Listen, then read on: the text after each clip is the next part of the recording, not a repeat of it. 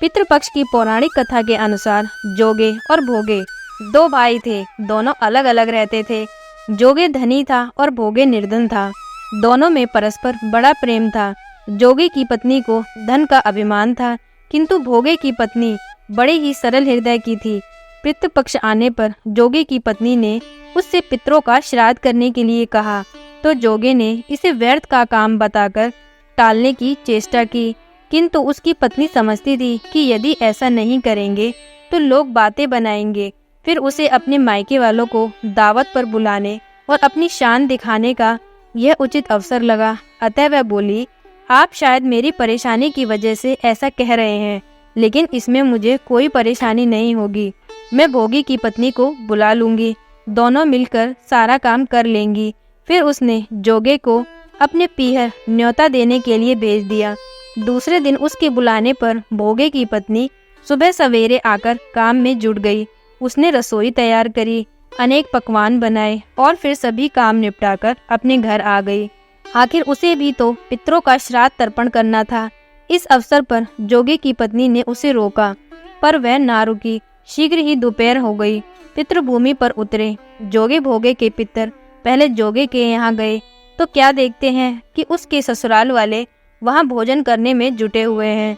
निराश होकर वे भोगे के यहाँ गए, पर वहाँ क्या था, मात्र पितरों के नाम पर आज्ञारी दी गई थी। पितरों ने उसकी राख चाटी और भूखे ही नदी पर जा पहुँचे। थोड़ी देर में सारे पितर इकट्ठे हो गए और अपने अपने यहाँ के श्राद्धों की पढ़ाई करने लगे। जोगे भोगे के पितरों ने भी अपनी आप बीती सुनाई। फिर वे सोचने लगे, अगर भोगे समर्थ होता तो शायद उन्हें भूखे न रहना पड़ता, मगर भोगे के घर में तो 2 रोटी भी खाने को नहीं थी। यही सब सोचकर उन्हें भोगे पर दया आ गई। अचानक वे नाच नाच कर गाने लगे, भोगे के घर धन हो जाए, भोगे के घर धन हो जाए।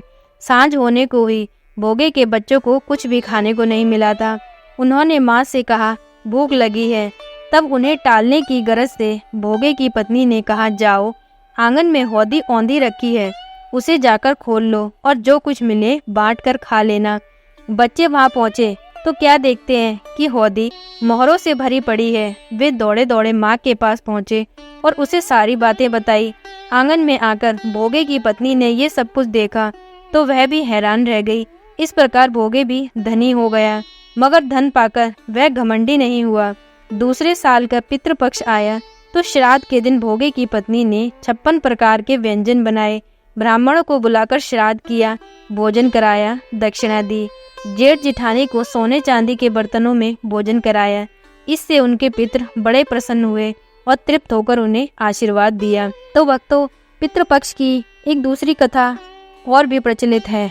अपने पूर्वजों को याद करने के लिए वैदिक अनुष्ठान किए जाते हैं। उनकी आत्मा की शांति के लिए बहुत कम लोग इस कहानी को जानते हैं कि पितृपक्ष में दान क्यों किया जाता है, और केवल करण के कारण ही पितृपक्ष को मनाने की परंपरा शुरू हुई थी।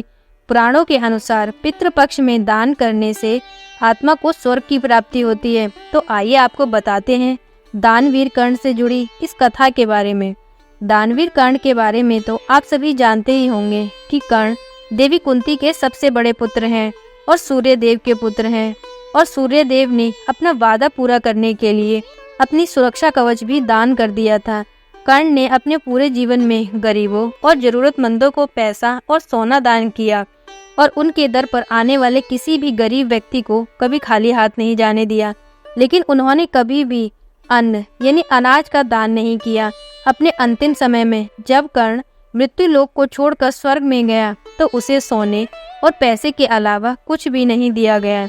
जब इंद्रदेव से इसका कारण पूछा गया तो इंद्रदेव ने बताया कि उन्होंने जीवन भर केवल सोना और धन का ही दान किया और पितरों की शांति के लिए कभी अन्न का दान नहीं किया, इसलिए उन्हें भोजन नहीं दिया गया। देवराज इंद्र की बात सुनकर सूर्यपुत्र कर्ण ने देवराज से कहा, मुझे अन्नदान का महत्व नहीं पता था और अपनी गलती का एहसास होने पर अपनी गलती को सुधारने के लिए कुछ दिनों के लिए पृथ्वी पर जाने का अनुरोध किया।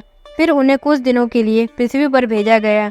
पृथ्वी पर आने के बाद कर्ण ने अपने पूर्वजों को याद किया, उनकी आत्मा की शांति के लिए तर्पण किया और भूखे गरीबों को भोजन दान किया।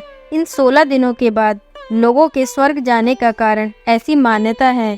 तभी से 16 दिनों का पितृपक्ष मनाने की परंपरा चली आ रही है और इस दिन लोग अपने पूर्वजों की याद में भोज का आयोजन करते हैं और अपने पूर्वजों की पसंद का भोजन किसी वेद पाठी पंडित को दान करना या किसी गरीब को दान करना अपना ही महत्व है। हमारे पूर्वज सभी कर्मकांडों को करते हुए देखकर प्रसन्न होते हैं और हमें आशीर्वाद देते हैं। तो भक्तों, यही थी पितृपक्ष की 2 प्रचलित कथाएं। तो आज की कथाएं आपको कैसी लगी प्लीज़ कमेंट करके बताएं। प्लीज़ वीडियो को लाइक करें, चैनल को सब्सक्राइब करें। जय श्री कृष्ण।